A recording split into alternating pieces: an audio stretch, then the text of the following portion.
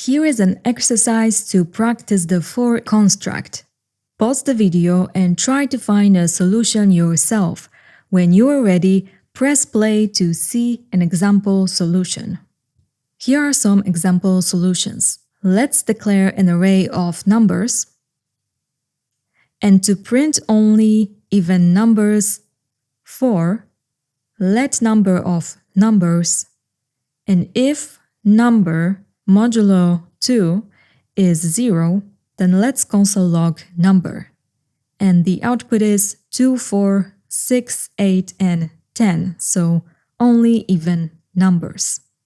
And for the second exercise, here is our matrix of numbers. And then let's iterate over each row of the matrix. So for let row of matrix, the sum is 0. And to calculate the sum of each row, let's use a nested loop to iterate over the row values like this.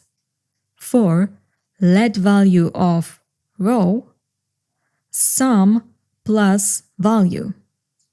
And then let's console log a sum of row is sum.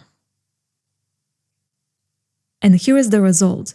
So for each row of the matrix, we summed up all the values in the row.